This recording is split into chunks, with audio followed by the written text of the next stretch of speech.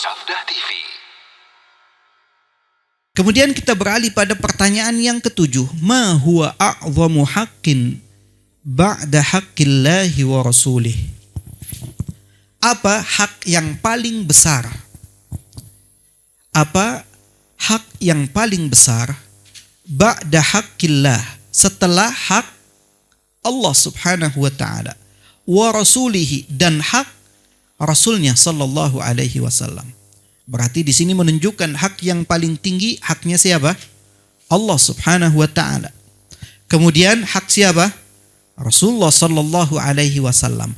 Baru setelahnya akan dijelaskan siapa haknya yang paling besar setelah hak Allah subhanahu wa ta'ala dan Rasulnya sallallahu alaihi wasallam. Jawaban dari pertanyaan tersebut yaitu haqqul walidain.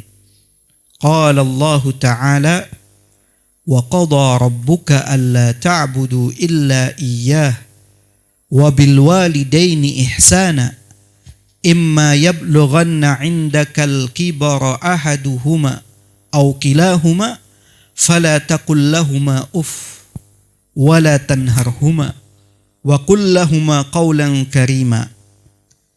Wa an Abi Hurairah radhiyallahu anhu qala jaa'a rajulun ila Rasulillah sallallahu alaihi wasallam faqala ya Rasulullah man ahaqqun nasi bi husni sahabati?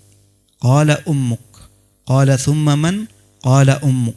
Qala thumma man? Qala ummuk. Qala thumma man? Qala abuk. Muttafaqun alaih. Hak yang paling besar setelah hak Allah dan Rasulnya sallallahu alaihi wasallam adalah hakul walidain. Hak kedua orang tua. Kenapa? Hak kedua orang tua memiliki hak yang paling besar setelah hak Allah subhanahu wa ta'ala dan Rasulnya sallallahu alaihi wasallam.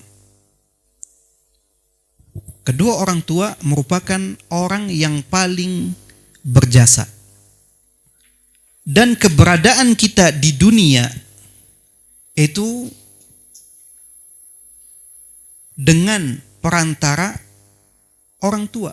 Gak mungkin kita tiba-tiba langsung muncul di permukaan bumi. Langsung muncul, gak mungkin. Tapi melalui siapa? Melalui kedua orang tua. Adanya seorang laki-laki dan perempuan yang menikah, kemudian memiliki anak, maka anak ini adanya di dunia setelah kehendak Allah subhanahu wa ta'ala karena ada usaha siapa? Usaha kedua orang tua. Sehingga mereka memiliki hak yang begitu besar. Memiliki hak yang begitu besar yang tidak boleh kita abaikan. Yang kewajiban seorang anak adalah berbakti kepada kedua orang tuanya. Bahkan berbakti kepada kedua orang tua itu Allah subhanahu wa ta'ala tempatkan atau dudukkan setelah apa? Setelah beribadah kepada Allah subhanahu wa ta'ala dan tidak menyekutukannya. Banyak di dalam ayat-ayat Al-Quran yang setelah menjelaskan tentang perintah untuk beribadah kepada Allah subhanahu wa ta'ala, kemudian setelahnya apa? Perintah untuk berbuat baik atau berbakti kepada kedua orang tua. Di sini dicontohkan di dalam surat Al-Isra ayat 23. Wa qadha rabbuka alla ta'budu illa iyyah. Dan Allah subhanahu wa ta'ala menetapkan, memutuskan, memerintahkan alla ta'budu, supaya kalian tidak beribadah, tidak menyembah illallah, kecuali Allah. Kita diperintahkan untuk tidak beribadah kecuali hanya kepada Allah subhanahu wa ta'ala. Kemudian setelahnya apa? Wabil walidaini ihsana. Dan kepada kedua orang tua kalian harus berbuat baik. Ihsana, yaitu yang paling terbaik.